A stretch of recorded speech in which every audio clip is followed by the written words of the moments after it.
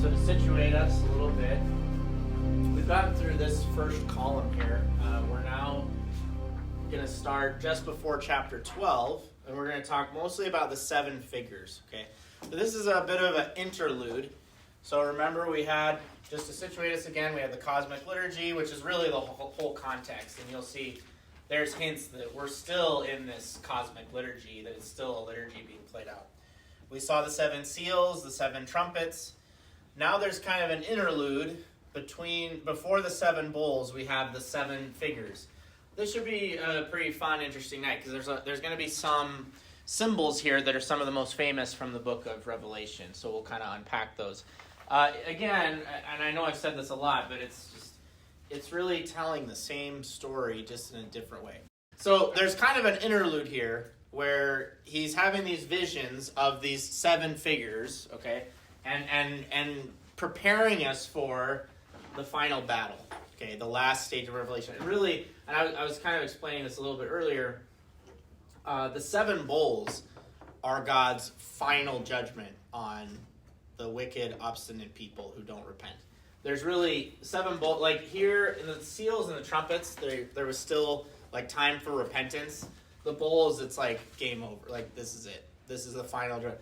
And then the seventh bowl, in this last section that I entitled The Whore and the Bride, okay, in this last section, we kind of zoom in on the seventh bowl and get details of what happens in the final battle. So really there's a way in which the end is after chapter 16, but the book doesn't end because we zoom in on that final confrontation between the whore and the bride, okay? And then there's an epilogue. So I don't know if we'll definitely get through the seven figures. We might start in on the seven bowls, but it also would fit in well with the next week. So we'll just, okay? So where we left off was not quite in chapter 12. We left off chapter 11, verse 15. Okay, so this is the seventh trumpet. Then the seventh angel blew his trumpet, and there was loud voices in heaven saying, "The kingdom of the world has become the kingdom of our Lord and of his Christ, and he shall reign forever and ever." So now notice, the kingdom of the world has been conquered by the kingdom of God. In the Our Father, what do we say? On earth as it is in heaven. What it's saying is that now it is on earth as it is in heaven. God's kingdom has won. He's conquered. Okay. 16. And the 24 elders who sit on their thrones before God fell on their faces and worshipped God.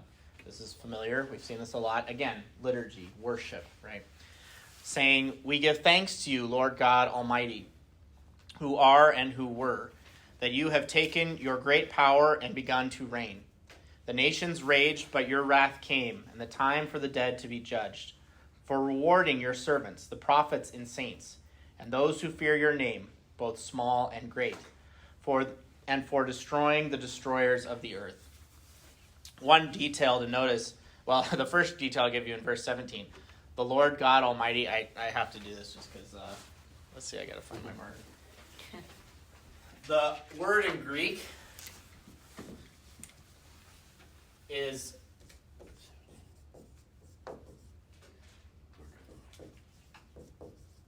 Pantocrator. It's where my last name comes from. So, Wow. Almighty. So Pan. Wow. I love it. Pan means all, and then Kratos means power. So it's Pantocrator is all powerful, right?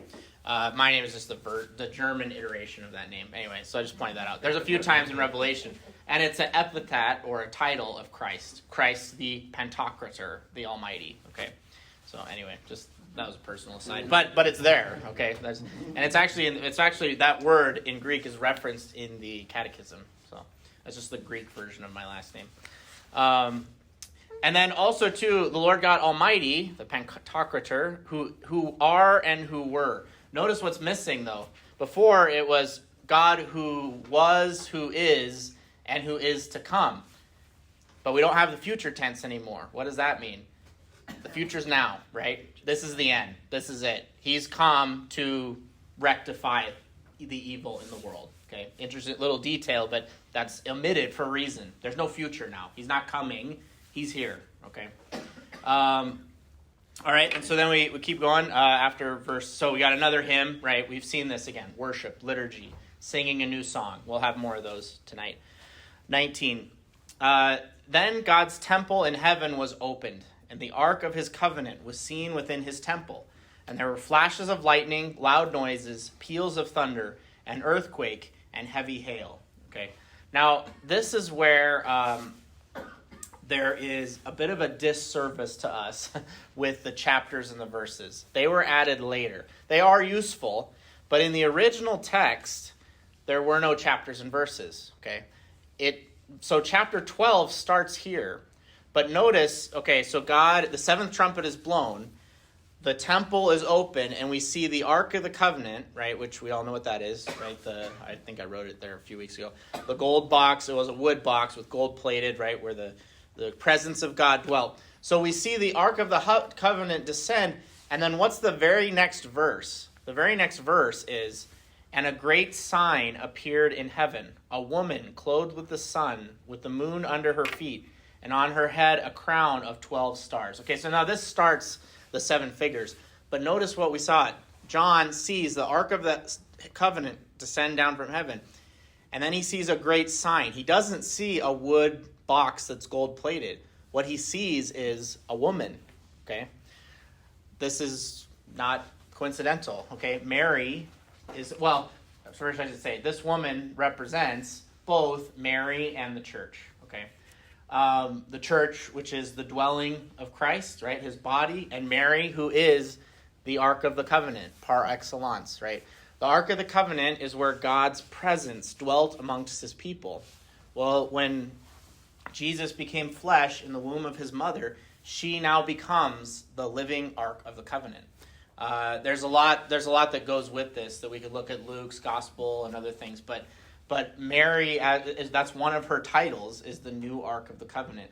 So it's not coincidental. Like I said, the chapter and verse kind of makes it seem like this is separated, but it's not. He sees the Ark of the Covenant, and the sign that he sees is a woman clothed with the sun, right? So she's the first of the seven figures, okay? This is the kind of interlude between the trumpets and the bowls. So the woman of Revelation, let's see, great sign of a woman clothed with the sun. She is just read it. Clothed with the sun, with the moon under her feet, and on her head a crown of 12 stars. So all of these cosmic symbols, right, are either behind her or she's standing on them. In other words, the great bodies of the cosmos, the heaven, the sun, the moon, the stars, they all are beneath her, right? They all serve her, okay? She's not God, all right, but she is greater than the sun and the moon and the stars. Also, too, this image draws on her maternal dignity from Genesis 37. In Genesis 37, Joseph has a dream where he has a dream of the sun, the moon, and the 12 stars all bowing to him, right? You know, and he's a prefigure of Jesus, right? And also, the moon is also a symbol for feminine beauty. In the Song of Songs 6:10, the beloved is compared to the fair moon, right? Okay. So she's got all these cosmic symbols serving her that she stands before. So she is a cosmic queen, or the queen of heaven.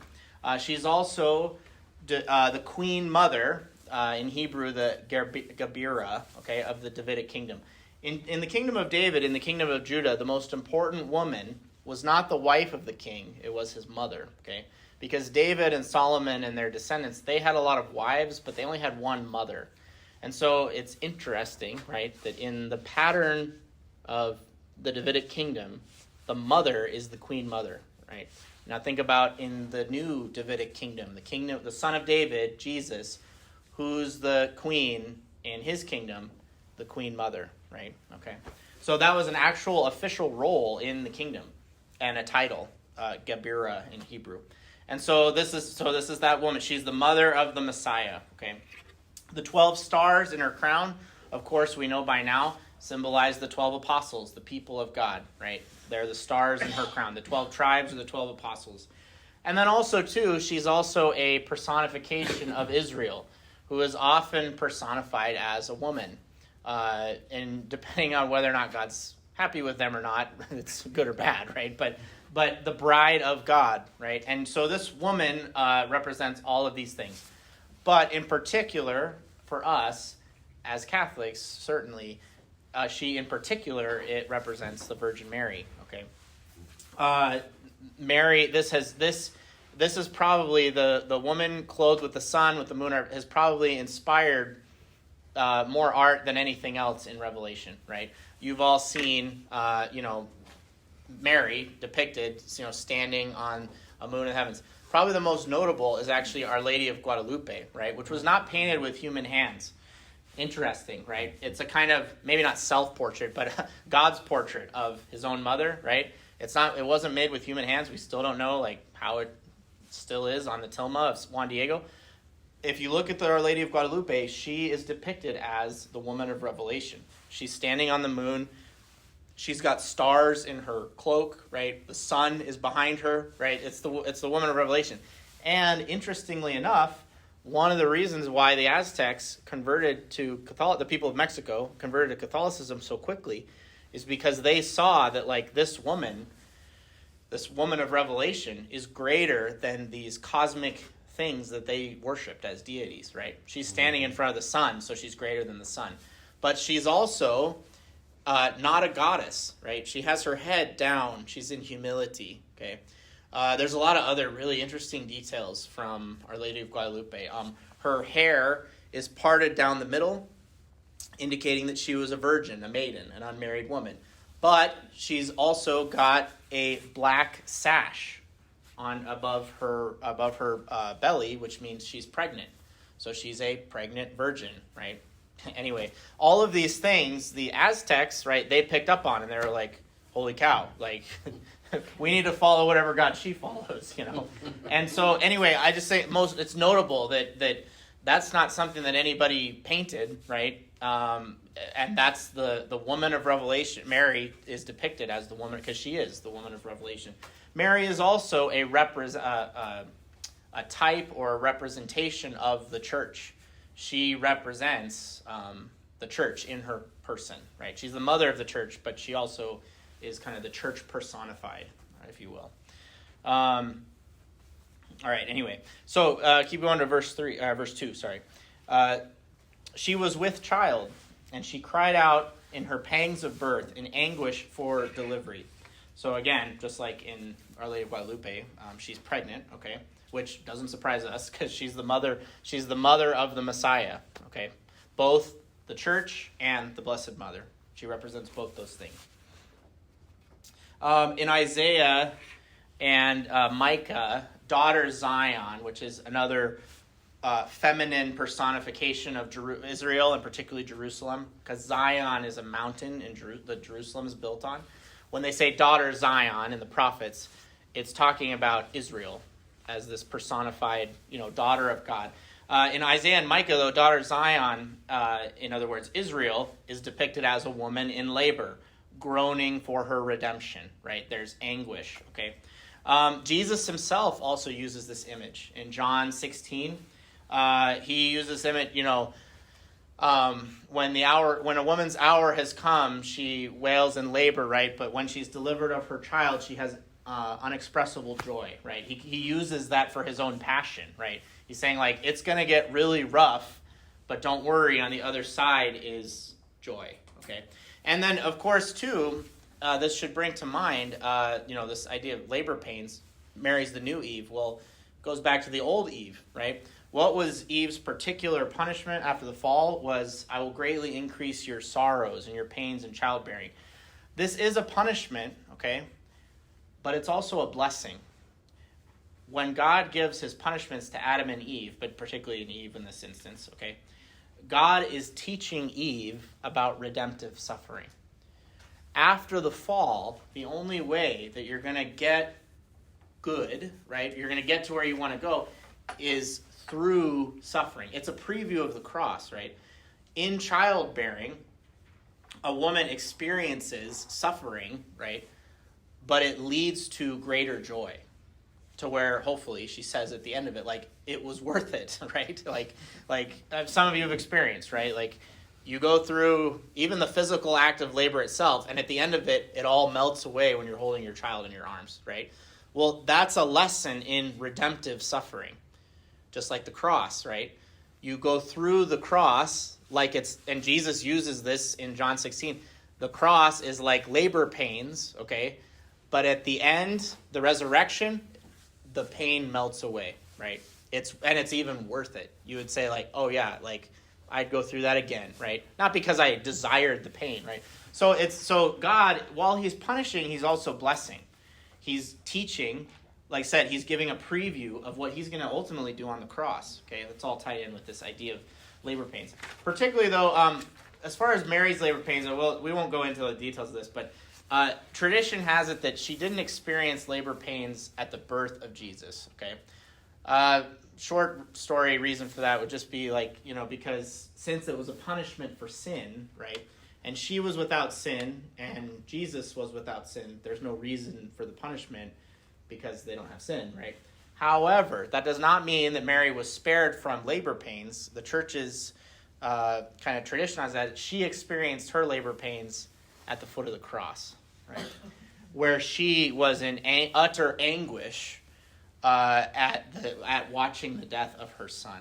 And that's where too, I think also, and I'm sure you mothers would attest to this, that like as much of a trial as physical labor can be, probably even more trial is the spiritual sufferings that you have to watch your children go through that you can't spare them of, right?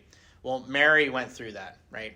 And her labor pains were not so much for Jesus, but they were for us, right? Because this is the suffering of her son is what had to happen in order for us to be redeemed. And it's at that moment when she's in her anguish, in her labor pains, so to speak, where Jesus says to her, woman, or son, behold your mother, woman, behold your son. In other words, that's the moment where Jesus gives her to us, right? Think about that moment, right? Where it's like she knows on some level that like we're the ones responsible for her son's death, but yet her vocation is to also be our mother, right? And again, it's a lesson in redemptive suffering. Great suffering, great anguish. But, Mary would say, she would say for each one of us, like, I would go through it again just to have you be with me and my son in heaven, right? So anyway, there's a lot there. But, but let's continue. Verse 3. And another sign appeared in heaven. So this is the second figure, okay?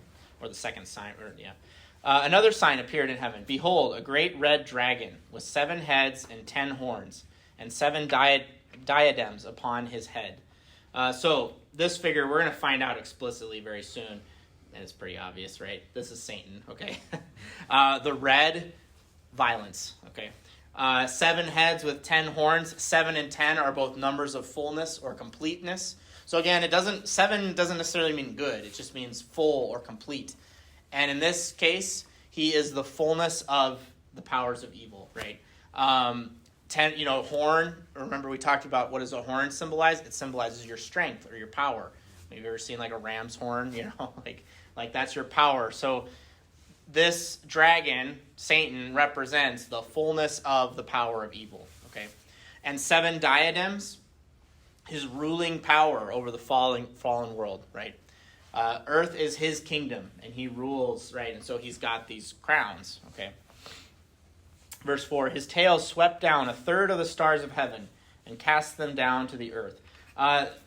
Most commentators believe that this is referring to Satan and the fallen angels. The angels are often represented as stars, and so he swept his tail, and Satan took 1/3 of the angels with him to rebel against God. Because demons are created good. They're good creatures who rebelled against God, and that's what made them wicked or evil. But ontologically, they're the same as the angels, the good angels, right? So 1/3, so again, you don't want to get too literalistic with the numbers, but 1/3 is not a majority, but a significant amount, right? Who rebelled against God, okay? All right, continuing in verse 4. And the dragon stood before the woman who was about to bear a child, that he might devour her child when she brought it forth. She brought forth a male child, one who is to rule all the nations with a rod of iron. but her child was caught up to God and to his throne. Okay, so first of all, this conflict between the woman and the dragon, this also goes right back to Genesis. One of the most important verses in the Bible is Genesis 3:15. Okay, this verse is so important it has its own name. It's called the Proto-Evangelium, which just means first gospel. Okay, this is the first verse in the Bible where God promises the good news that he is going to redeem mankind after the fall. The immediate context is Adam and Eve have fallen, and God is doling out punishments. And Genesis 3:15 is he's talking to the serpent, okay? And it's his first promise of redemption. What he says to the serpent, God, I will put enmity between you and the woman, between your seed and her seed, or offspring. He shall bruise your head, and you shall bruise his heel. So this conflict in this vision between the woman and the dragon goes directly back to that original promise of God, the first promise of God that we're gonna see in this vision of Revelation. We're gonna see this play out. How does this play out? Okay, we're bringing to fulfillment God's promise all the way back in Genesis. So what is it? So what is the probably saying? Right? Is I'm going to put enmity between you and the woman, between her seed and her offspring and yours, meaning there is going to be a conflict, right, throughout time. And then he, the offspring of the woman, shall bruise your head, but you, the serpent, shall bruise his heel. So think about the image of somebody crushing the head of a snake, right? But say, like, you're crushing the head of a snake and they bite you, right? But you still crush the head, right? The bite will hurt, okay? But who ends up winning in the end? The one who crushes the head, right? So it's this image of the offspring of the woman crushing the head of the offspring of the snake, but he will be bitten, okay? Well, how is this fulfilled in Jesus, right? Jesus is killed on the cross. He is bitten by death, right? But in the end, he crushes the head of the serpent because he rises from the dead and the serpent no longer has its power. Because what's the thing that the devil can hang over us after the fall is death, right? That's the punishment for sin. And so that's the thing that, the devil can keep, messing with us because of death, the fear of death. That's, a lot of sin could be traced back to a fear of death, right? Or preserving myself in some way that's not helpful, that's not actually good, right? But Jesus crushes the head of the serpent and his power over us by death, okay? So the devil tricked Eve, but the new Eve will win in the end. And we're seeing that play out here in Revelation. And as Catholics, we are used to this iconography, right? Many of our statues have Mary crushing the head of the snake. Part of that is actually because St. Jerome, he translated it into the Latin as she shall crush your head, right? It was not the original Greek, but it was kind of a happy accident in the sense of she does crush his head, through her offspring, right? So anyway, but yeah, so sometimes you'll see Jesus doing it, but sometimes you see Mary doing it. Either way, that's how God does it. God fulfills this promise, okay? Notice, too, also, I think this is a note kind of for our time. Just think about this horrible image of a dragon standing before this pregnant woman, wailing in pain, ready to devour her child, right? I mean, what came to my mind is, there's an image of, the culture of life versus the culture of death, right? Which is very real in our time. This is what John Paul II called this battle between the culture of life. I mean, here you have this woman about to give birth, and the dragon is sitting there waiting to devour her child, right? There you go, right there. That's that battle is playing out in all kinds of arenas in our own time. I think, anyway, that was just one thing that I thought of when you're reading this, that kind of contrast, culture of life versus culture of death, and what Satan wants to do, right? I mean, how horrible is it to kill children, right? I mean, it doesn't really get much worse than that. Okay, so she gives birth, of course, to, we already read it, to a male child, one who is to rule all the nations with a rod of iron. Rod of iron is from Psalm 2. This is a coronation psalm of the king, the Davidic king. He is given a rod of iron to rule the nations, and he's adopted by God, okay? So that's fitting, right, for the Messiah. So we know exactly who this is. It's the Messiah, the Davidic Messiah. Okay. And then her child was caught up to God and to his throne. So this, in these few words, it's kind of a quick summary of the life of Jesus, right? He's born into this world. He lives his life, but then he goes up to God, right? Through his death, resurrection, and ascension.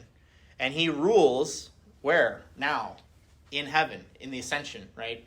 So you kind of, in a few verses, you have really the birth, the life, and the ascension of the Messiah. So he isn't defeated by the dragon, right? He escapes the power, and not only does he escape, but he's now in heaven, ruling with a rod of iron. So in a very few words, we get kind of the life of Jesus, right? Okay. Exponential. It's exponential. Yeah, exactly. Yeah. And then we get to verse 6. So, good for the child, right? Good for Jesus, the Messiah. Verse 6, and the woman fled into the wilderness, where she has a place prepared by God, in which to be nourished for 1,260 days. So this is where, the woman of Revelation does kind of go back and forth between Mary and the church.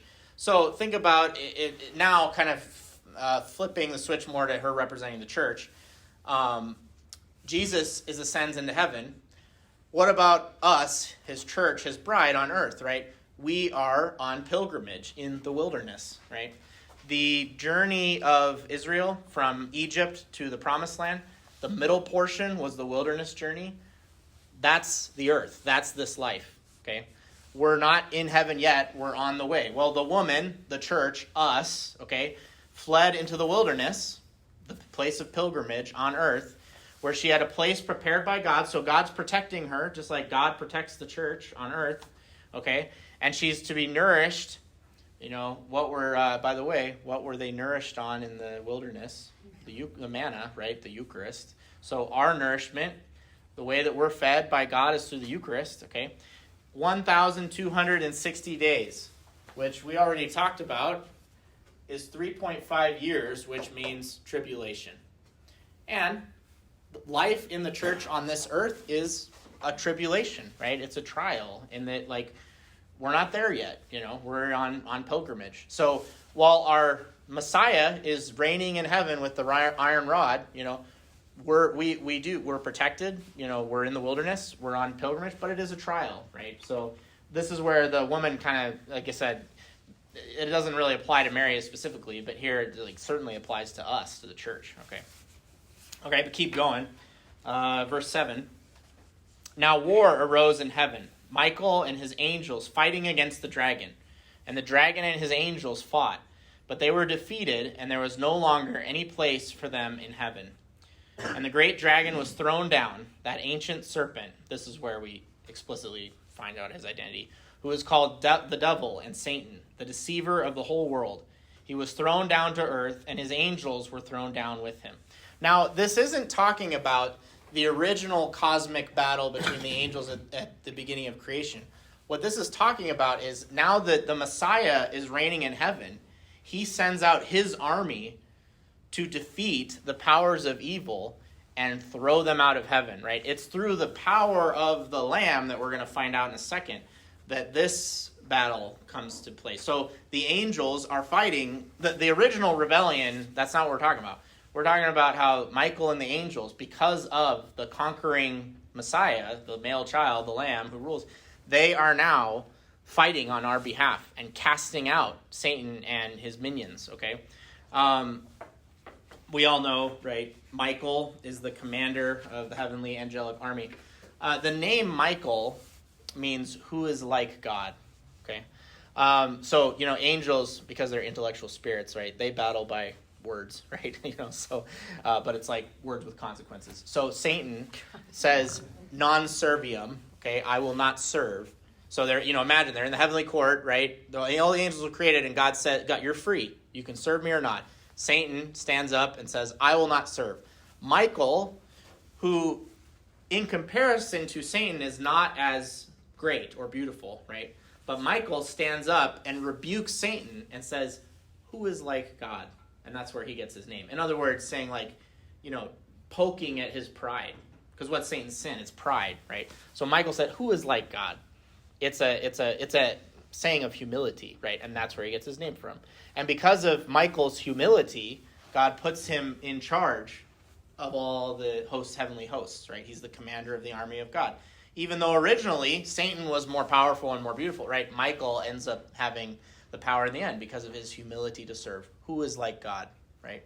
Okay. Certainly not you, Satan. Okay, that's the implied part. Okay, so that's like Michael and his angels. Okay.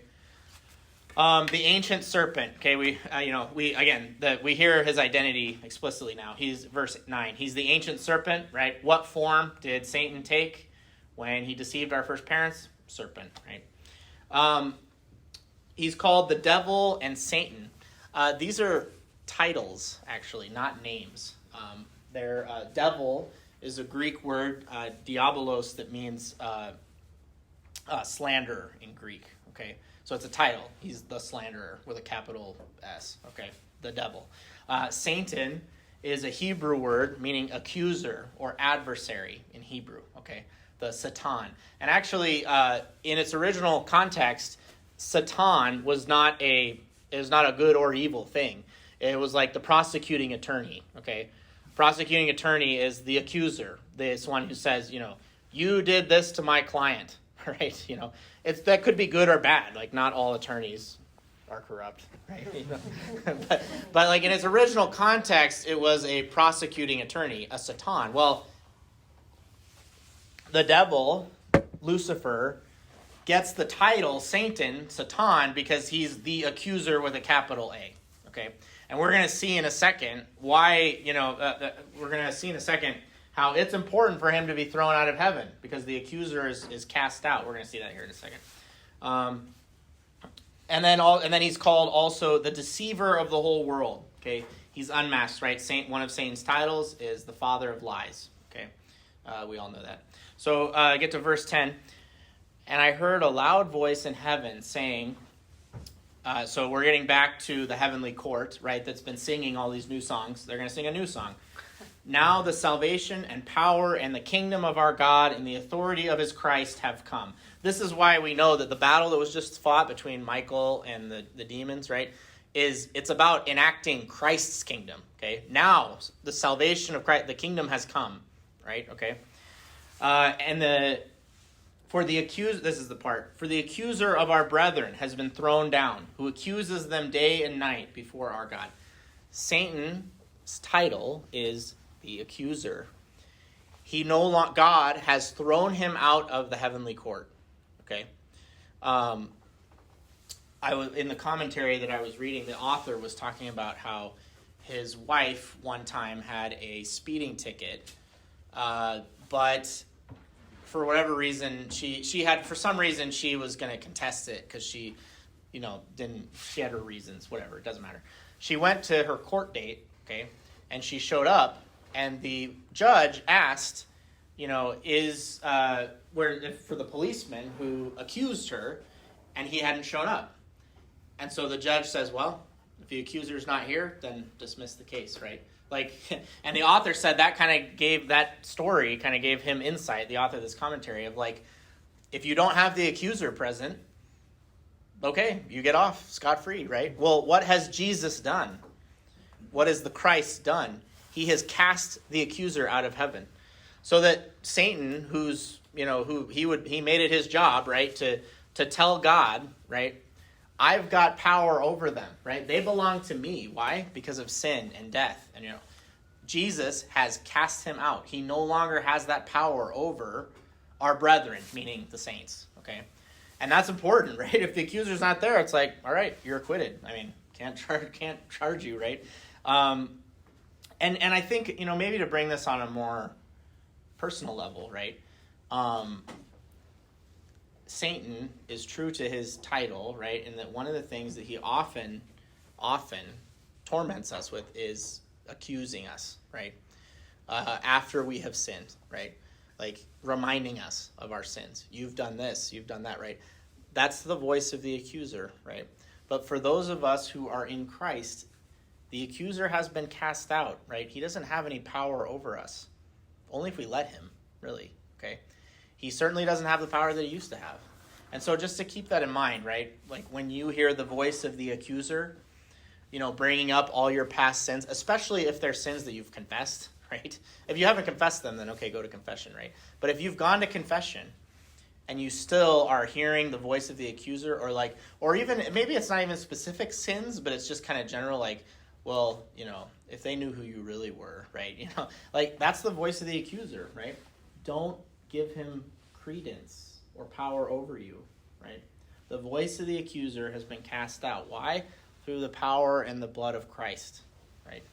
Okay, that's what's going on here. Verse 11, and they have conquered him. Why? Again, I just said it. By the blood of the Lamb and by the word of their testimony. For they loved not their lives even unto death. Notice there's a couple things there, right? They conquered him first by the blood of the Lamb, which, by the way, is unmerited grace. We don't get to go to heaven and we don't have the accuser cast out because we're good people, right? But because of the grace of Christ won for us on the cross. And then there's the additional, right? It's not just that you have, the blood of the Lamb, but also by the word of their testimony. Meaning I also testify, give witness. In Greek, martyr. I'm a martyr for Christ. Martyr means witness. So it isn't, again, it's not just, I'm just covered by the blood. Yes, you are covered by the blood, but you also give witness with your life. And then that last part is what it means to be a martyr. For they love not their lives even unto death. Meaning my fidelity to Christ is more important even than my life. Okay. Now, the martyrs exemplify that to the highest degree by actually giving up their lives. But all of us, as followers of the Lamb, we need to be willing to forsake everything for Christ, right? What does Jesus say? If you don't give up everything for my sake, you're not worthy of me, right? Well, here's that's how you conquer. That's how you do it, right? Okay. Verse 12. Oh, and I should like the lamb. They're like the lamb too. Notice that, right? They're like the lamb. They've given up their lives out of love. Verse 12. Rejoice then, O heaven, and you that dwell therein. But woe to you, O earth and sea, for the devil has come down to you in great wrath, because he knows that his time is short. So, the devil's been defeated by Christ. Christ has defeated the devil. He's been cast out of heaven. He no longer has power over us to accuse us anymore, like he did before. So he's cast out of heaven. What's he going to do? Because his time is short. And because his time is short, he's pretty desperate, right? He's going to go to earth, and he's going to go specifically, we're going to see, he's going to go to the earth and the sea. Spoiler alert in a second. He's going to call a beast out of the sea and out of the land, okay? He's going to wage war, because the next best thing is if I can't accuse them before God in heaven, I'm going to make hell on earth, right? For the time that I have left, okay? And we've experienced that, right? Okay. So how does that, again, this is just a different way of telling the same story, right? So how does this play out? Let's just continue, okay? Verse 13. And when the dragon saw that he had been thrown down to the earth, he pursued the woman who had borne the male child. So what does he do first? He goes after the church, okay? Because we don't really have a particular instance where we can think of where this would apply to Mary. But, I guess insofar as she's identified with us. But what does he do? He's going to go after the church, the woman who had borne the male child. But the woman was given the 2 wings of the great eagle, that she might fly from the serpent into the wilderness, to the place where she is to be nourished for a time and times and half a time. Really, this is just restating what we already heard, right? It's kind of zooming in to when the woman escaped, right? After she gave birth, the church goes into the wilderness. We're just zooming in now, okay? So Satan gets thrown out of heaven, the dragon. What does he do? He goes after the church. He goes after the woman. But, as we already know, she's saved. She's saved on eagle's wings. You guys know the song, right? Raise you up on eagle's wings. That's from Isaiah, okay? That's what this is an allusion to, right? God will provide, and actually the Greek, he has already given her the wings so that she's provided for, right? She's safe. God will protect her. A time, times, and half a time. What do you suppose that is? 3.5. Yeah. A time, times, and a half a time, right? That's 3.5, right? We've already seen that, just another way. So again, this is just really zooming in on the woman escaping, right, and going to the wilderness. It's also interesting, though, too. Is it Hosea? There's a prophet where God talks about wanting to bring Israel back into the wilderness. Because he says, like, we got to the promise. God is making this, it's like a personifying his relationship with Israel as a marriage. And he's saying, like, once we got into the promised land, you stopped paying attention to me as my wife, as a husband, right? I want to bring you back to the wilderness because there you actually were dependent on me, like you actually paid attention to me, right? It's kind of like God treats the wilderness time as like their engagement period, right? He's like, we got into this prosperous land and you've forgotten all about me. Let's go back to the wilderness, right? So there's actually that kind of is being evoked too, right? Remembering your first love, right? We all need to do that from time to time. So she goes in the wilderness, again, just kind of zooming in on the church, her story. 15, the serpent poured water like a river out of his mouth after the woman to sweep her away with the flood. Obviously, this flood brings up in our mind the flood of Noah, right? One of the things that's going on in the story of Noah is the ark is a representation of the church. The ark carries us safely through the chaotic waters, right? The church. So the fact that Satan is trying to flood out the church is not surprising at all, right? Like that's how, that's going back to the flood. Also, there's a story in Numbers speaking about the wilderness journey of Moses and the Israelites. There's a story where this rebel Korah, and he gets a bunch of the Israelites to rebel against Moses, and the earth swallows, they're going to go back to Egypt, and the earth swallows them up, right? There's also an allusion to that. So Satan is trying to flood her out, right? But God provides. He saves his church. He's protecting her, okay?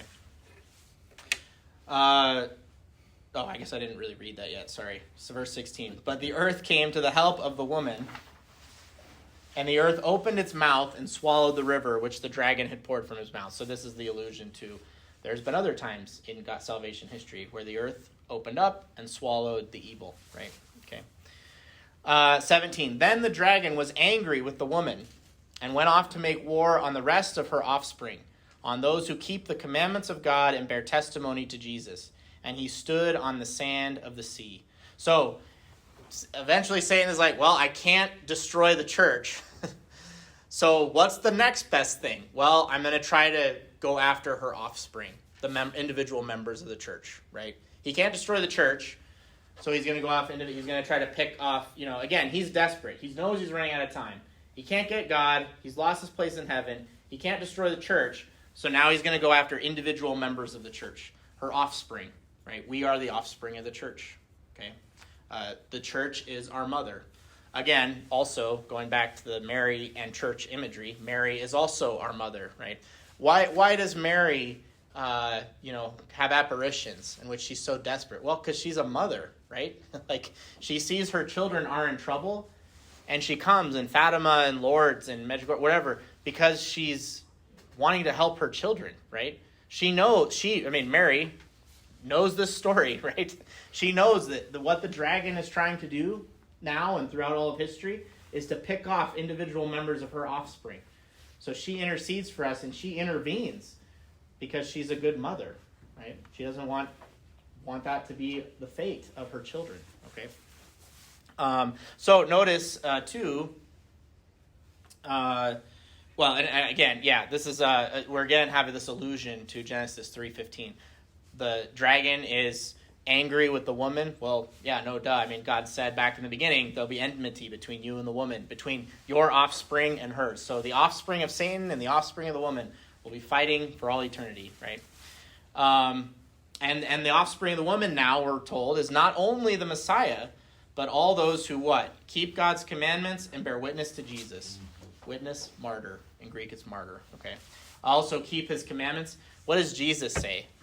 He says, if you love me, you'll have good feelings about it or something like that. Or I don't know. If you love me, you'll, profess when it's convenient, right? No, he says, if you love me, you will keep my commandments, right? If you love me, you will keep my commandments. And so the offspring is not just the Messiah, but those who love him and keep his commandments, okay, and bear witness to him. And then I already mentioned Mary is our mother, as we know. By the way, I do want to mention this too. The devil can't stand the fact that his main adversary is not really God, but it's Mary. The devil it grinds his gears to all eternity that God chose a humble Jewish girl to defeat him. I mean, think about it. He's the most powerful angel that felt his sin was ultimate pride, right? I will not serve. And what's his foil? Not God. I mean, there's a certain sense in which he's like, well, I know I'm not God. But God's like, here's what I'm going to do. The person who's going to like beat you one-on-one is actually a simple, humble Jewish girl, right? Like that, Satan hates that, right? I've heard stories of saints, right? I don't remember who it was, but there was a saint who like it might have been John Vianney. I don't know if it was him, but the devil, he like had a vision of the devil, and the devil just stood there, right? And he's like, what, and he's like, I would kill you right now and destroy you if it wasn't for her. And then he looks around and Mary's standing behind him, right? I don't remember what saint it was, but anyway, think about that though, right? Like, God and Satan are not on equal playing fields, okay? God is God, Satan is a creature, okay? We're talking about creator, and Jesus, right? Jesus is the creator, right? He's not, But, so what does God do to foil the devil? It's creature versus creature. But we've got this prideful angel and this humble Jewish girl, right? And who wins? The humble Jewish girl, right? I mean, think about how much it bothers him, right? How much it mocks him that we have statues where Mary, a woman, is crushing a saint. It's like the ultimate, like, you got beat by a girl kind of thing, that just bothers him to no end, right? Okay? So I just think that's funny, and we should think, like, again, like, praise be Jesus Christ that he's given us so wonderful a mother, that she is the most powerful creature in the world, that she defeated the most evil creature in the world, in the universe, right? And so it's just like God has a sense of humor, right? And he also, the irony is just so wonderful, right? And Satan hates that. That's why, again, that's why staying close to Mary, right, is like a remedy against the devil and evil, because she has like a particular like power over him. She wins. Okay, I don't know how to say it. All right. Okay. So that last verse though, he stood on the sand of the sea. So what he's gonna do, I'll tell you what he's gonna do. I already told you. The dragon, Satan, he's gonna call two beasts, one from the sea and the other from the earth. So he's standing on the sand of the sea because he's close to the sea and to the land, right? He's kind of straddling between them, and he's going to call forth his servants, two beasts, okay? What is he doing? This is how he is going to make war on the offspring of the woman, okay? So again, you see how, and this is why this section is so interesting, right? There is first century context here, but really this is like a pattern of how the devil makes war on God's people throughout time. So we'll see what happens. What are the two beasts, okay?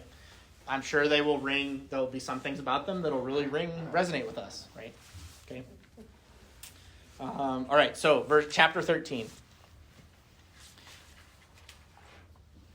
And I saw a beast rising out of the sea with 10 horns and 7 heads, with 10 diadems upon its horns and a blasphemous name upon its head. So notice, 10 horns, 7 heads, same as the dragon. So he's a servant. This beast is a servant of the dragon. There are multiple. Well, I'll keep reading. And the beast that I saw was like a leopard. Its feet were like a bear's, and its mouth was like a lion's mouth. And to it the dragon gave his power and his throne and great authority. One of its heads seemed to have a mortal wound, but its mortal wound was healed, and the whole earth followed the beast with wonder. Men worshipped the dragon, for he had given his authority to the beast, and they worshipped the beast, saying, "Who is like the beast?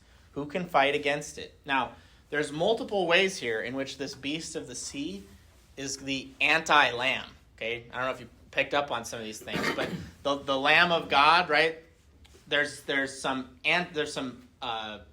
opposition parallels here going on. Okay, so here's some examples. First, the lamb is worshipped by the angels and the saints. The dragon and the beast are worshipped by the wicked, the servants of the earth, right? People of the earth. Okay, the lamb was slain and rose. Did you notice the beast suffered a mortal wound but recovered? Okay, again, it's a foil to the lamb. By the way, the devil is not a creator, right? He can only imitate God. He can only try to mock God, right? He can't actually create his own thing. He has to kind of create this distorted version of what God has done, right? What else? The lamb is on a throne. The beast shares a throne with the dragon.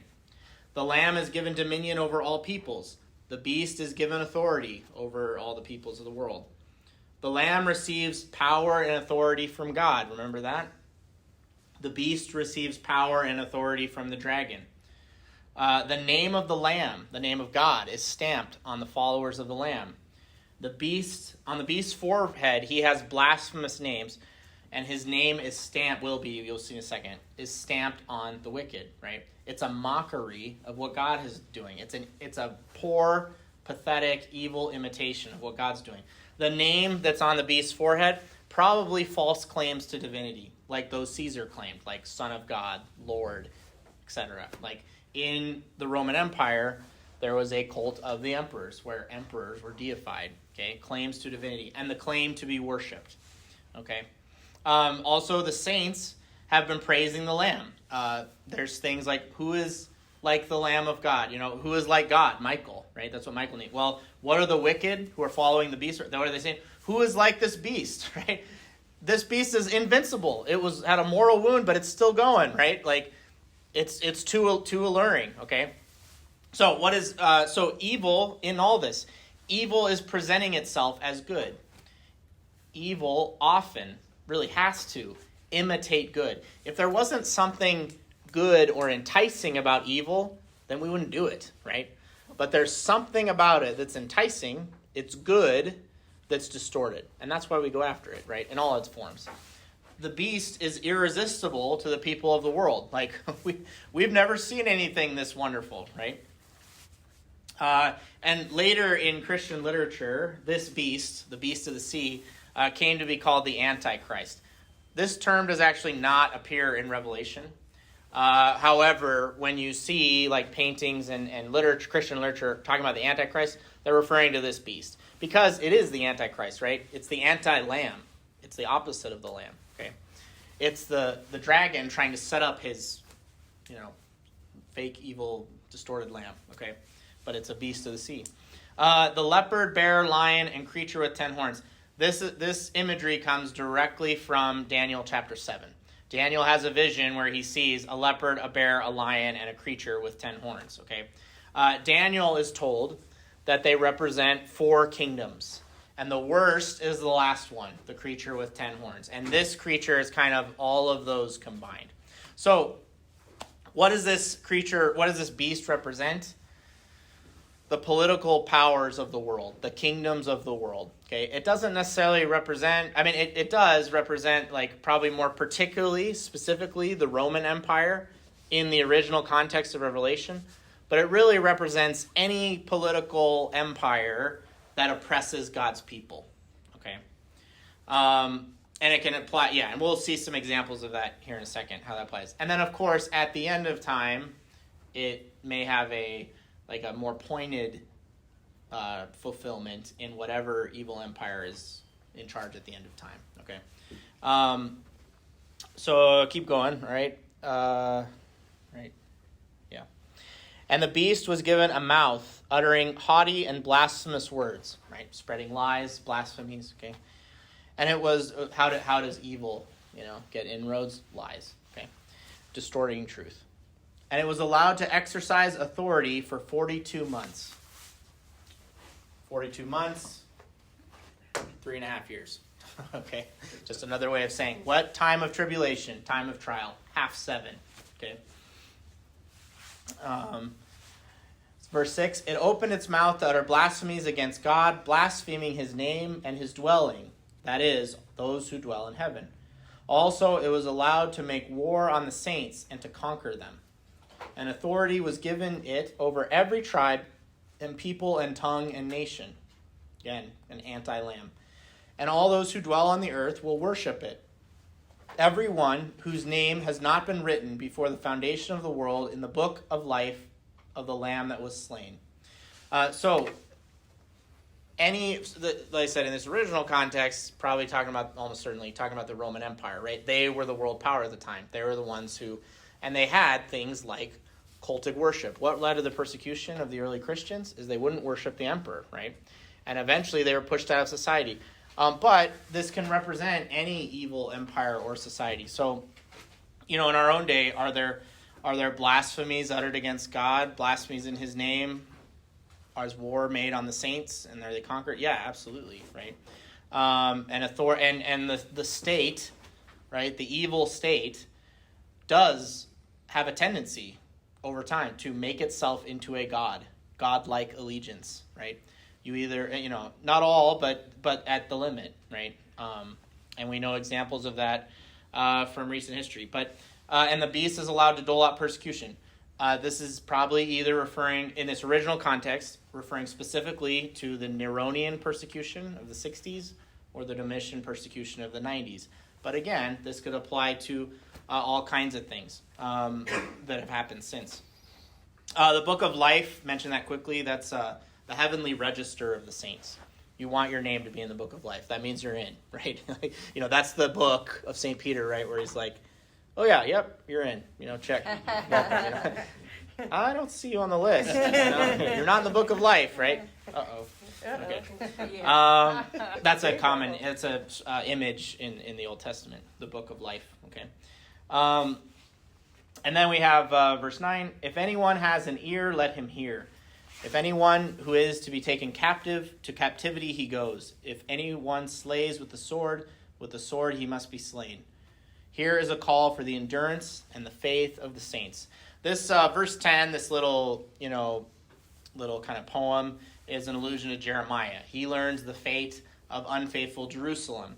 And in Jeremiah's time, and then also here, the faithful are called to endurance and the faith of saints.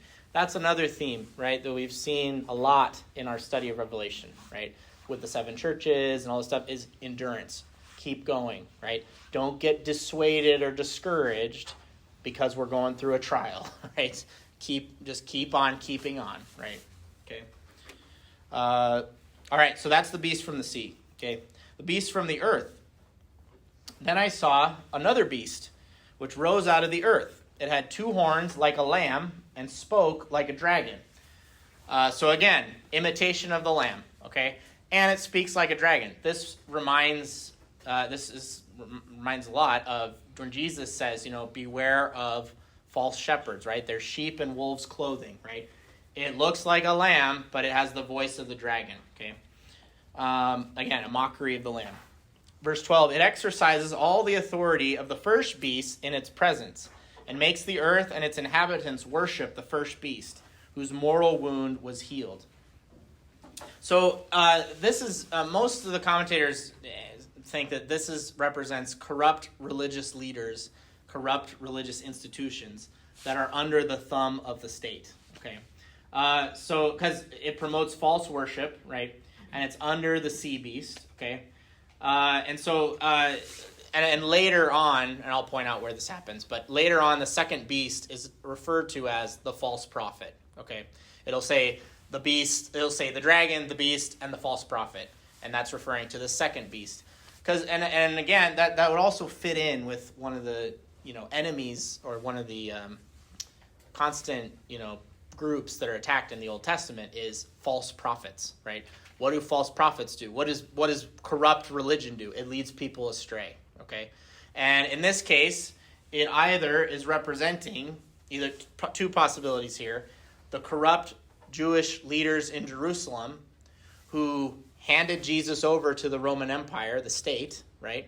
And also were the people who pointed out the Christians to the Romans and said, go after those guys, right? The original persecution of the Christians did not come because of the Romans. It became because of the Jews who handed over the Christians to the Romans. It's either them, okay, which Jesus rails against all the time, right? The corrupt religious leaders in Jerusalem, or I should say, or the cultic leaders of the Roman cults, right? The ones who forced the people to either worship the emperor or give up your faith, right? Give up your faith or worship the emperor, or no, hang on to your faith or worship the emperor, right? You know what I mean? Because both, and what are both doing? In both cases, it's corrupt prophets, corrupt religion, serving the state, serving the god, the first beast, the political state, okay? And then notice too, the dragon and the two beasts form a kind of anti-trinity, right? Satan is, again, only can mimic God. So in his attempt to set up his little earthly kingdom, he has the dragon, the sea beast, and the earth beast, or Satan, civic corruption, and religious corruption, right? It's an anti-trinity, okay? Again, yeah. Okay, let's keep going. Verse 13. It, the second beast, it worked great signs, even making fire come down from heaven to earth in the sight of men. And by the signs which it is allowed to work in the presence of the beast, it deceives those who dwell on earth, bidding them to make an image for the beast, which was wounded by the sword and yet lived. So the beast is dazzling people by its godlike powers. It's a false imitation of the miracle, particularly of the greatest prophet, Elijah, right? He called down fire from heaven. They're able to dazzle people and get them to worship the state because of their, their dazzling powers. And inducing the people to idolatry, right? Which, again, you remember in the letters of the 7 churches, that's one of the big problems, right? Don't fall into idolatry, right? But that's what this beast is doing, the second beast is doing, okay? It was also, now we're also told that the first beast, the sea beast, was wounded by the sword. It's possible that that's a reference to Nero, because he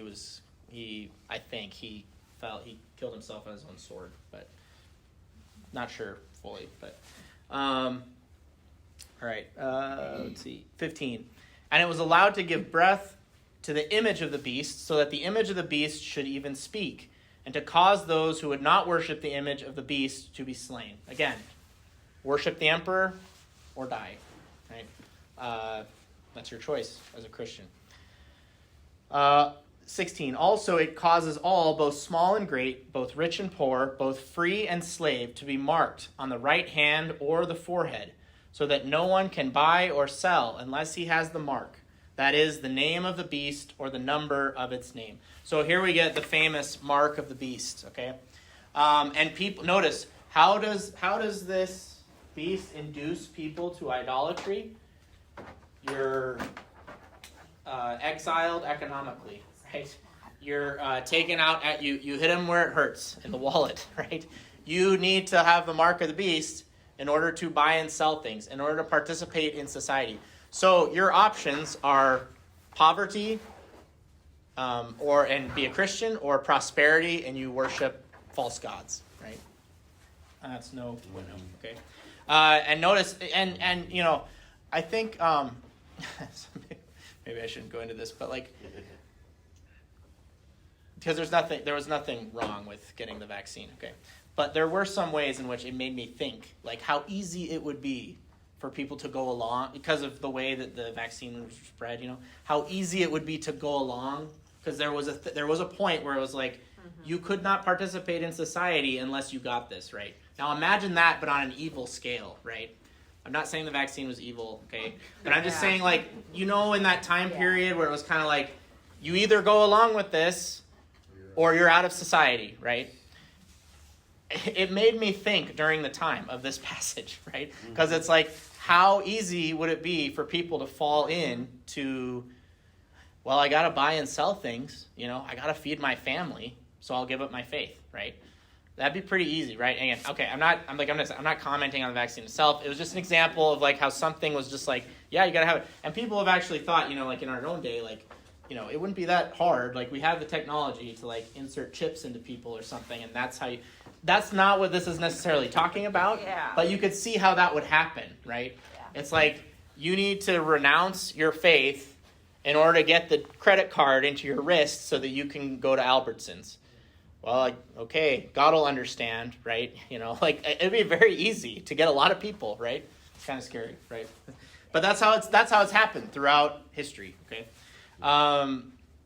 The Greek term for mark is the same term used for minting coins. And Roman coins had the image of Caesar, right? Who called himself the Son of God. And particularly in the 60s, it was Nero's image, okay? And again, this is a mockery of what God is. God has stamped, literally sealed, his name on the foreheads of the just, right? The saints. The name of God, he adopts, right? When you take your father's name, he gives you his name, he adopts you. But in the dragon, the devil, is mocking that, right? You get the mark of the beast, okay? And then 18, that's another famous thing. This calls for wisdom. Let him who has understanding reckon the number of the beast, for it is a human number. Its number is 666. Dun, dun, dun, dun, right? This is pretty famous.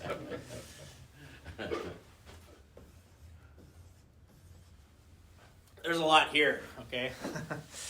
So 6, if 7 represents completion or fullness or perfection, 6 is one short of perfection, imperfection, right? Didn't make it. You got 9 yards, you got 6 yards and you needed 7 for the first down, right? And then 3 sixes, 666 is most imperfect, right? You've got the imperfect number, a more imperfect number, most imperfect number. Kind of, it's a very Hebraic way of saying it. Like, holy, holy, holy means most holy, okay? So it's the same kind of thing, just imperfect, imperfect, imperfect, right? Bad, bad, bad, okay? The most bad, right? The mostest bad, whatever. Nero Caesar, this is interesting too. Nero Caesar's name in Hebrew added up to 666. So in Hebrew and in Greek, numbers, kind of like Roman numerals, had numerical value. I think in Hebrew, it was like the first 9 letters in Hebrew was 1 through 9, and then starting with the 10th letter, it was 10, 20, 30, 40, 50, right, etc. Well, if you add up Nero Caesar's name in Hebrew, it added up to 666, okay, and he was the emperor. Also, the Greek word for beast, when written in Hebrew, adds up to 666. So, another interesting thing. There are some Old Testament allusions for this number too. Solomon received 666 talents of gold in a single year. He overtaxed the people, which is eventually what leads to the rebellion of the northern kingdom. Not in Solomon's time, but in his son's time, because of overtaxation.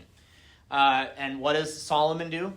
He allows material prosperity to corrupt himself and the people of God, right? We just heard about how the mark of the beast, this is the mark of the beast, 666, right?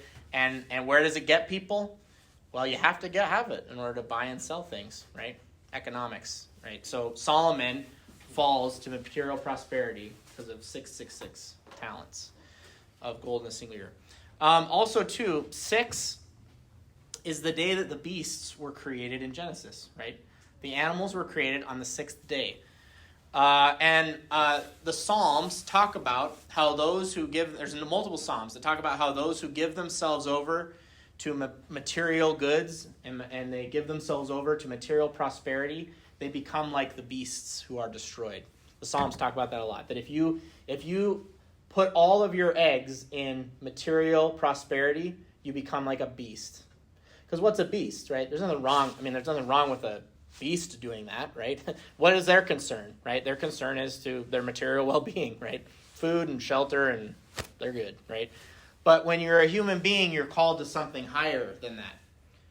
And if you fixate your life on material prosperity, you become like a beast, okay?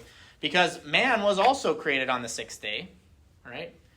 But man is made for the 7th day, okay? So we are animals. We are created with the beasts. But we're created for the day of rest, the day of leisure, the day of worship. We're not dumb animals. Because what's the highest thing that you do on the seventh day? Leisure. What's the highest leisure activity? You worship God, right? The animals can't worship God, or they only worship God insofar as they are what they are, right? They praise God by being what they are, okay? But they don't lead creation in worship. Mankind, we were called to lead creation in worship of God, a higher calling. Well, if we descend back into my life is all about this material world, the material world, then we become like the beasts, right? So there's all that going on too. Okay. All right. So, are the beasts historical, present, or future? Yes, yes, yes. Okay. What is Revelation showing us? It's showing us a pattern that repeats itself a lot throughout history, right? Of how Satan makes war on the offspring of the woman, of the church, people in the church, right? He can't destroy the church itself, but he can destroy her children, her individual offspring, okay? So, what do we see in here? In these two beasts, what are they doing? Deception, lies, political pressure, economic pressure, persecution, religious corruption, all tools of the enemy. You want some recent examples, just a few of the most extreme, right? The French Revolution, right? The French Revolution, they set up an altar in Notre Dame to the cult of reason, right? And off with everybody's head, right? It was the reign of terror. It was called the reign of terror for a reason, right? And you either conformed or you're getting your head lopped off, right? That was pretty rough episode in history. Nazism, right? A lot of these things, right? In order to participate in society, in order to, there's a lot of pressure on the German people, right? To you either conform or we're whacking you off, right? Right? How about Soviet communism? Same kind of thing, right? And by the way, all three of these examples are the most extreme, in part because they are explicitly atheistic, right? It was, let's build a society without any reference to God whatsoever, right? And, oh, great, okay, whatever. And again, it doesn't start out that explicit, right? It's a lot more subtle than that. But these beasts, notice how subtle they are, right? It's like, well, I would notice if the beasts came and, or, like, if we think that, like, oh, yeah, if I lived in Germany in the 30s, I would have been fine, Well, I don't know. There are people just like us, and that's a lot of pressure, right? To stand up for what's right when it might cost you everything, right? And these are just the most extreme examples. There was, I was reading about this in the Soviet Russia. If you got your children baptized, right? There's a period of time where if you got your children baptized, they couldn't get a university education, right? They weren't, so it's like, and that wasn't even the worst atrocity, right? But because the Soviets, for a time, eventually they kind of turned the Russian Orthodox Church into a state church. But again, that goes back to what we just saw, right? The second beast is a servant of the first one, right? The religion is the servant of the state, who's godlike. But can you imagine? Imagine what people would say to, like, you have to renounce your Christianity faith before your child can get an education. Yeah, okay. Well, God will understand, right? It's like, well, those are some of the hard decisions that we might have to make sometimes, right? And again, I bring up these examples of just a handful of the most extreme ones, but we can see where these patterns repeat themselves. So the original context of, yes, the Roman Empire and the persecutions in Rome, Nero, Domitian, etc. But really, you look throughout history, and these are the tactics of the enemy. Remember, Revelation is an unveiling, right? Part of what's happening here is Jesus, through John, is unveiling kind of the tactics of the enemy. And I think it's the scary part about it, right, is we could see how very easily it is to fall into these kinds of corruption and these pressures, right? Because it's like, well, I got to buy and sell things, right? So, here's the mark. Get the mark, right? 666, right? It could happen, right? It does happen. I mean, look at, again, not to get into specifics, but like, look at our mass media, and look at, like, cancel culture and stuff like that. It's like, you conform or else, knocking out. But we see it happen all the time, right? And it's not that we want to play the victim card, right? I'm not saying that, but like, in some ways, it shouldn't really be that surprising to us when the culture is, has some animosity towards, because really it's just repeating this stuff from Revelation 13. It's the same kind of stuff. Okay, so anyway, yeah, that's what I wrote here. Do we not see these things in our own society today? The pressure to conform and persecution if you don't conform, right? At the expense of what's right and the expense of our faith. Okay. All right, so moving on to verse. Okay, so that's kind of, again, it's kind of dark, but now we have kind of like, all right, where's the answer from God? So we get the answer. Chapter 14. Then I looked, and behold, on Mount Zion, which I already explained is mountain in Jerusalem that symbolizes the city, the mountain of God. On Mount Zion stood the Lamb, okay? And he's the seventh figure, by the way. I haven't counted all of them, but there's 7, okay?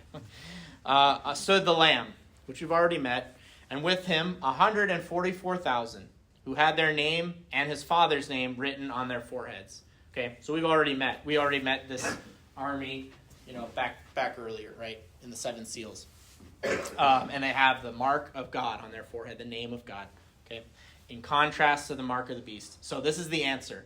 Notice that despite all of that corruption, all of that wickedness, all of that terror of the dragon calling forth these beasts to persecute the offspring of the woman, the Lamb is still standing, right? The Lamb's like, I'm still here, and here's my army, right? It hasn't affected him. He's coming in, right, to make battle, okay? Verse 2, and I heard a voice from heaven. Well, so how is the Lamb going to make battle? It'd be interesting to find out in a second. And I heard a voice from heaven like the sound of many waters and like the sound of loud thunder. Remember Jesus' voice in the original part of the book was sounded like many waters. Think like Niagara Falls, just overpowering sound, right? The voice I heard was like the sound of harpists playing on their harps. I already mentioned this, but what is a harp for the ancient Jews? Where do you use the harp? In the temple, in the liturgy, right? So what are we doing?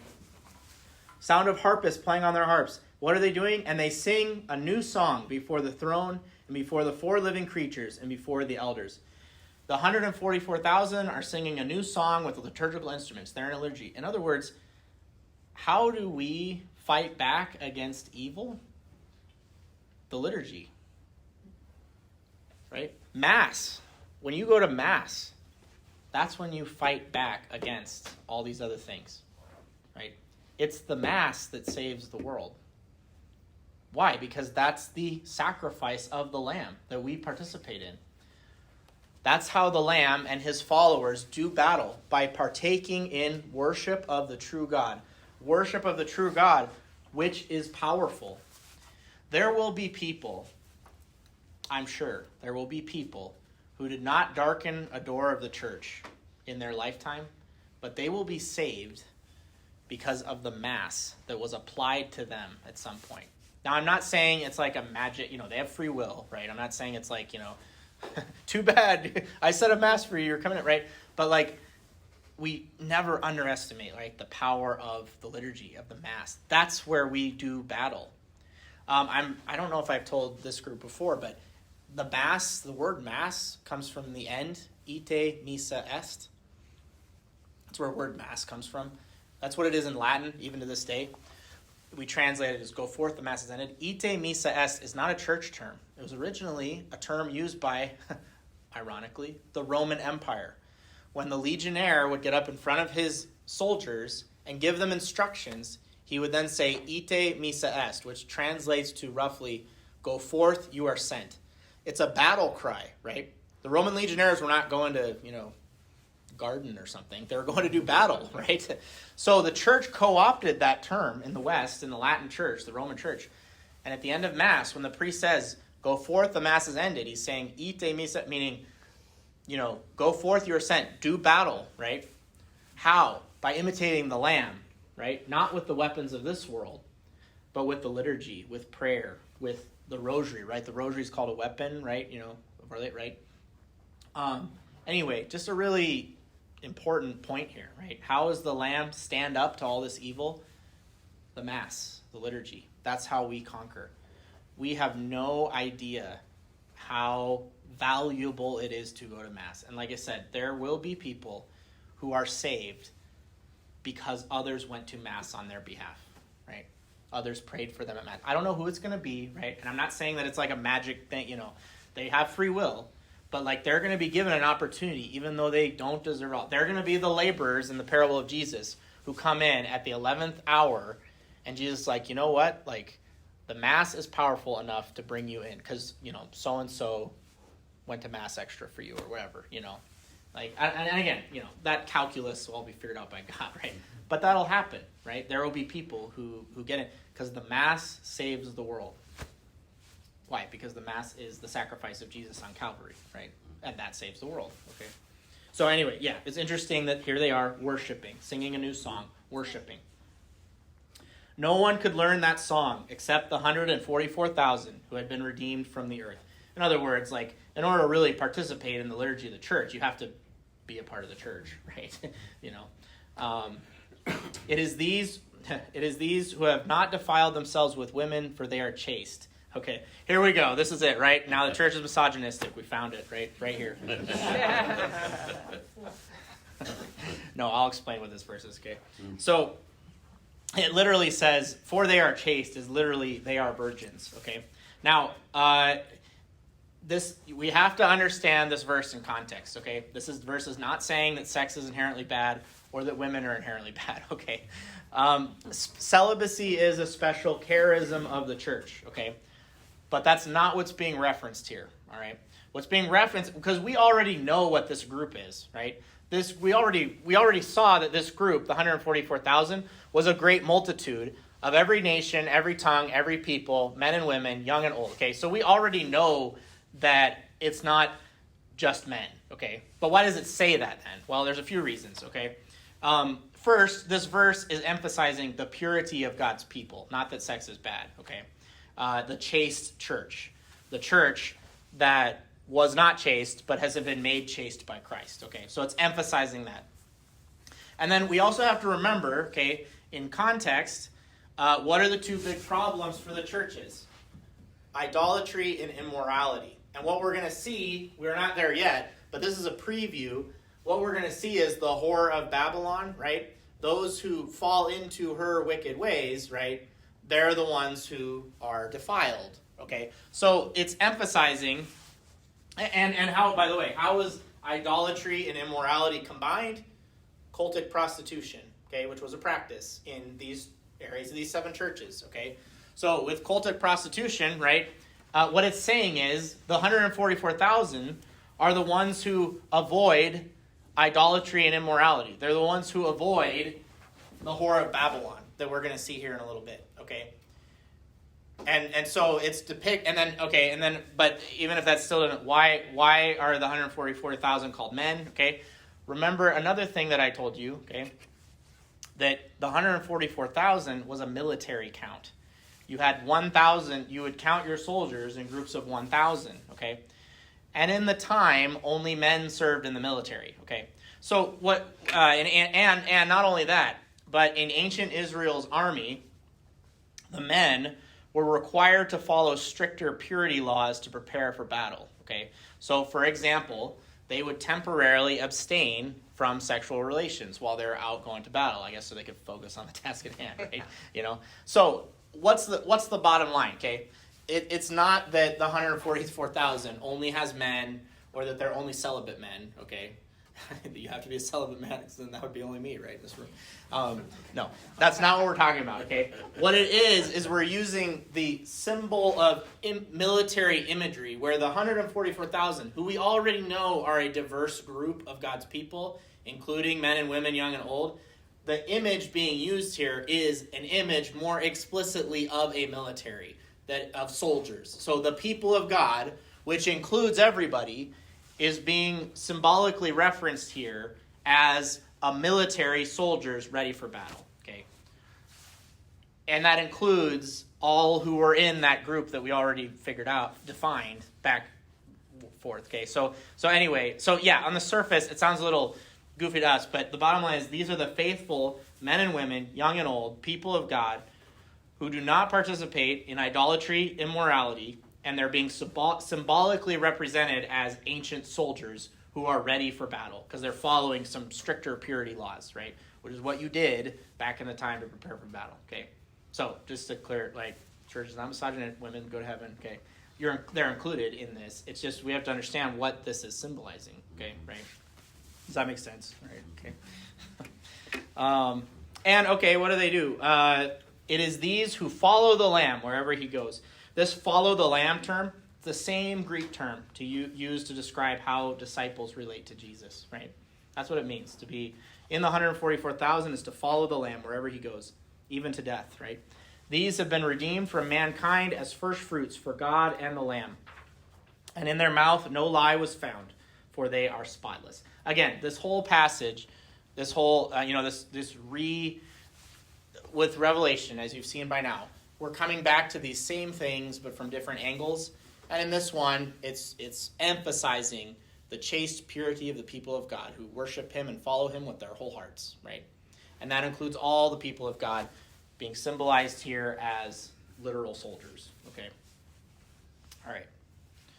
So keep going to verse 6. Then I saw another angel flying in mid-heaven with an eternal gospel to proclaim to those who dwell on earth, to every nation and tribe and tongue and people. I don't know if you remember this, but do you remember the eagle that flew in mid-heaven and he announced the three woes? Okay, woe, woe, woe. You remember that? Okay. This angel is also flying in mid-heaven, and there's going to be three angels, and they're going to announce the gospel, the good news. So it's a counter to the three woes. Woe, woe, woe, and now it's the good news, the good news, the good news. Okay. What's the good news? God is coming to save his people. Okay. Definitively. And he said with a loud voice, verse 7, "Fear God and give him glory, for the hour of his judgment has come, and worship him who made heaven and earth, the sea and the foundations of water."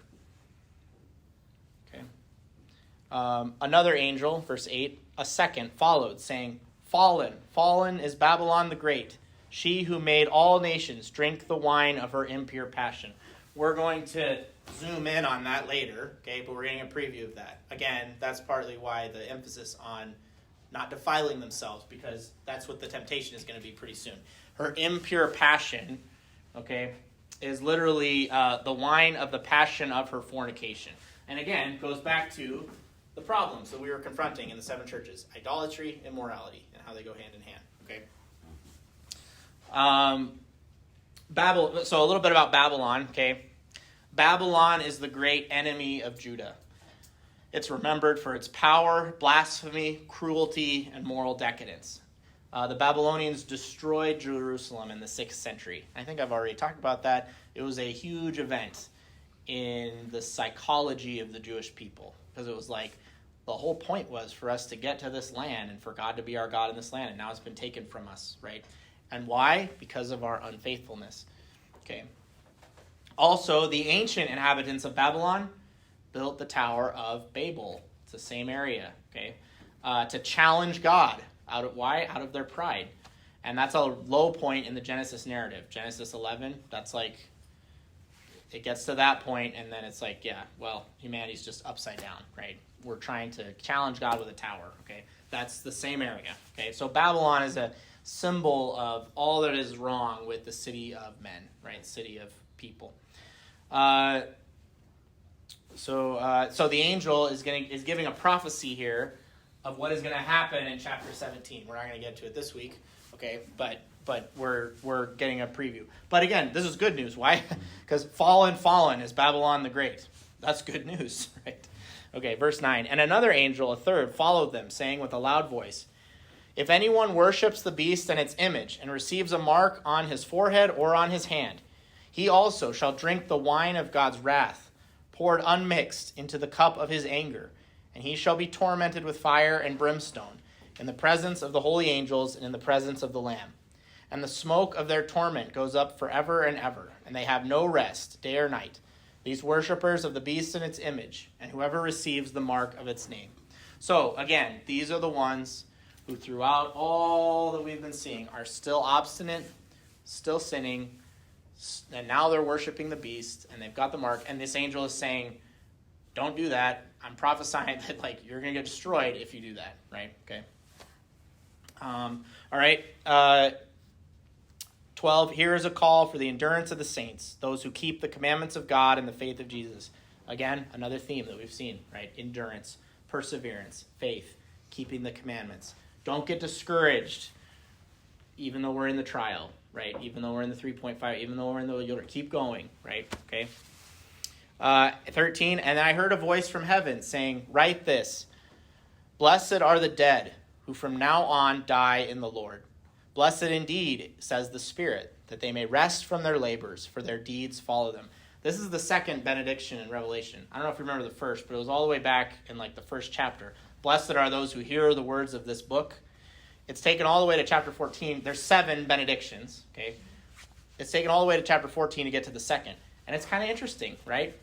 Blessed are those who are dead, who die in the Lord. Again, one way that you could frame the whole story of Revelation is, how is it that the martyrs conquer? How is it that the people who are persecuted and put to death, how is it that they win, right? Well, they're blessed, right? Blessed are those who die in the Lord, who now on die in the Lord. Because why? Because you're going to go to eternal life, right? You're going to really start living then. Those who die in Christ are truly blessed. They are the ones who actually conquer. And also notice, in verse 11, the wicked, they have no rest, day or night. Notice in verse 13, at the end there, that they may rest from their labors, for their deeds follow them, right? I mean, there's the difference between heaven and hell, right? Hell is no rest, pointless suffering, and it never ends. Heaven is that eternal rest, that eternal satisfaction. There you go. That's the difference, okay? We'll finish chapter 14. We're almost done. Then I looked, and behold, a white cloud, and seated on the cloud like a son of man, with a golden crown on his head and a sharp sickle in his hand. So we've already seen this, right? This is Jesus, Son of Man, riding on a cloud, except now he has a sickle, okay? What do you use a sickle for? To harvest grain, right? Okay. So what's he going to do? He's going to harvest, all right? It's harvest time has come. And another angel came out of the temple, calling with a loud voice to him who sat upon the cloud, put in your sickle and reap, for the hour to reap has come, for the harvest of the earth is fully ripe. So he who sat upon the cloud swung his sickle on the earth, and the earth was reaped. Notice how easy this is for Jesus. It's effortless. It's whoosh.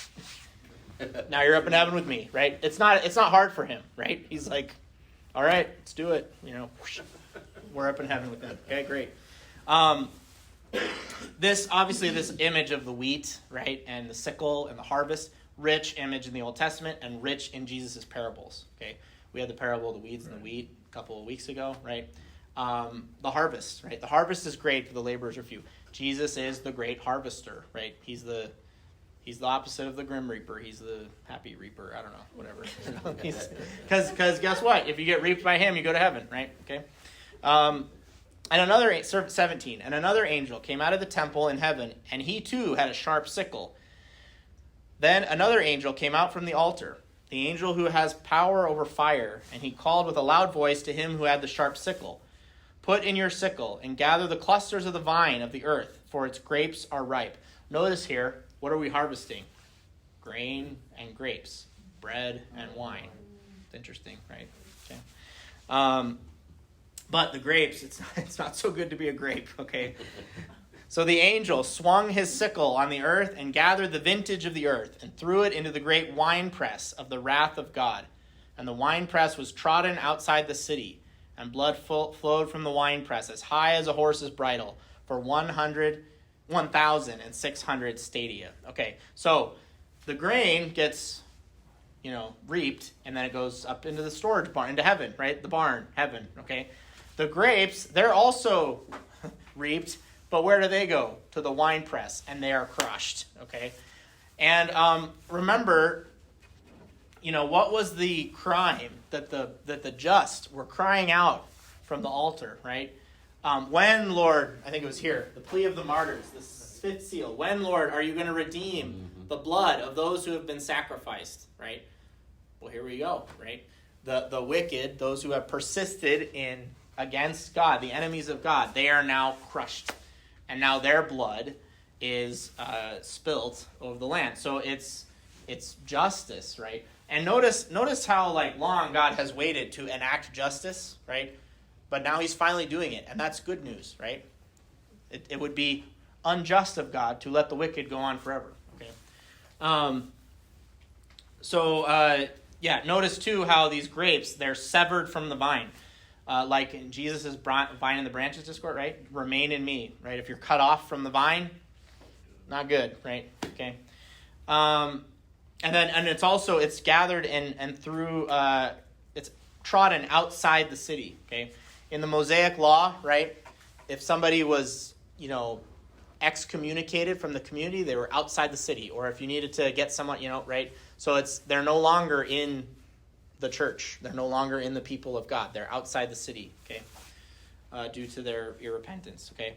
And then this last part, you want to get an idea of how much blood there was from this winepress? Well, it's as high as a horse's bridle. So I don't know, whatever, that high, okay? So that's how deep it is, okay? And it's 1,600 stadia, okay? That's about 185 miles. So a stadia, it was a unit of measurement, and it's what it sounds like. It was about the length of a stadium. So a stadia was walking across Dallas Stadium, right, from one end to the other. So a little bit over 100 yards, okay? And that was because they had Roman stadiums, right? Or the plural of that is stadia. So it was a unit of measurement. It was kind of, like links or miles, right? And so it's about 185 miles, which is roughly the distance of Israel from north to south, okay? So what's happening? What's the image, right? The wicked are being thrown out of Jerusalem, which is the center of the Holy Land, being put in the winepress, and their blood, which is as high as a horse's bridle, is being spread out into the Holy Land, right? That's how much there is, okay? It could also, the 1,600 could also be completeness, 40 by 40. 40 squared is 1,600, okay? So you've got, and 40 is a number for a lot, okay? So either way, though, what's kind of being imagined here is the blood is, the Jerusalem's corruptions and wickedness has caught up with her. And the blood is now covering the Holy Land, okay? Either way, whatever it means, the judgment of the wicked is all-encompassing, and it's truly horrific, okay? But again, remember, this is God's justice, right? He's finally enacting the plea of the martyrs, okay? So now what we're going to do next week, we're done with the 7 figures, okay? We're going to get to the 7 bowls, and that's where it's game over. God is saying, this is my final judgment, right? It's done, okay? We're done. And we're kind of again, in a way, we're kind of, remember the nesting dolls, right? We're kind of zooming in on, this final judgment. And then when we get to the 7th bowl, we kind of zoom in a little more onto the specifics about the final battle, and then we get to the epilogue, okay? But again, this is just really, this whole section, fascinating section, right, of the 7 figures. It's really just telling the whole story from a different perspective, right? And it's also, I'm sure, hopefully, you can see some of the patterns, right? The unveiling of what we're up against, right? And how do we beat it? And and I think for the attentive reader who reads it with the mind of the church, I think that there's some really, powerful and even practical messages that we get, right? I think if nothing else, right, how does the Lamb and his army, how do his soldiers defeat the liturgy, right? Which is interesting. And not just interesting, but I think actually instructive for us, among other things. So, yeah. All right? So, yeah, so next week we'll, like I said, we'll go through the 7 bowls, and then we'll talk about the whore of Babylon and her fall. Okay. So, yeah. I just have a question about Monica, the beast. Yeah, sure. Because is that to be taken literally, because now some people are saying that digital ID. Yeah. So I kind of mentioned that, right, with the chips. Yeah. Currency, is that... So, would would that be wrong then? Yeah. Have So a ship? good question. So I think we have to leave. Yeah, we certainly I think have to leave the possibility for a literal fulfillment, right? And you could even maybe find some instances throughout time where it was like, you need to have this mark or something to show, or even maybe you need to fly the right flag, right? Whatever. I don't know. In order. They say Yeah. in their social security number. Yeah. Except Okay. for the Yeah. mark or So whatever. like I don't think your social security number, but like this is it's fulfilled in the first century. It's fulfilled now and fulfilled in the future. So in the first century, right, you had to do certain things in order to, be considered okayed by the Roman Empire. And throughout history, insofar as corrupt political empires force people to do bad things, and you have to be marked somehow, right? Yeah, that's still ringing true. I think we also, have to leave open the possibility that it could be its most dramatic at the end, and you have a literal mark of the beast. But I would be hesitant, right, to get paranoid about it, right? That's where it's a fine line between, like, yes, there are symbols and there are things that we can glean from Revelation, but we don't want to go so far down the code breaker mentality to where it's like, oh, like, it's the social security numbers. That's the thing, Well, okay, maybe to the extent that the government abuses it, right? It could participate in that, but I wouldn't be like eager to like, I mean, oh yeah, that's it, like, yeah. Yeah, like it would have to, whatever it was doing, Yeah. it would have to be a conscious choice. I mean, it wouldn't like, Sure, yeah. you know what I mean? Yeah. If you don't know that it's evil. Yeah, well, and think about its counter, right? The mark of God. Remember how I said, like, it's primarily a spiritual reality, but we also enact that sacramentally, right? In baptism and confirmation, you get the tau or the cross on your forehead. So you have been marked with the name of God, right? Yahweh, whatever. The mark, which is the tau that over there, right? So it is primarily, so that example, that's primarily a spiritual symbol, but it does have like manifestations. You have been marked. You don't have to wonder, have I been marked? Yeah, you have in your baptism, okay? So I think we keep open the same possibility with the mark of the beast. It's primarily a spiritual thing, okay? It's not like, wait, you don't have 666 tattooed on your arm. Like, you can go to heaven, right? That's not the point. But, like, could that manifest itself in some way? And even has it throughout history? Yes, I would say yes. And would it be possibly more intense or even more manifest at the end time? Yes, I think we need to leave that possibility. But I would hesitate to get paranoid about it, right? And do the kind of code breaker, get overly obsessed with the code breaker thing where it's like, didn't you hear, that like this new thing coming out, that's the mark of the beast. Well, okay, like, let's settle down a little bit. Yeah, like the vaccine. That's a good example. Like, that was not the mark of the beast, okay? I'm sorry for those who were anti-vaxxers, right? But I only brought that up as just an example of how, like, it was pretty easy to, like, you either pressured in and follow or you can't participate, But it will be something like that, right? So, yeah, that's a great question. But really, it kind of has to do with all of Revelation.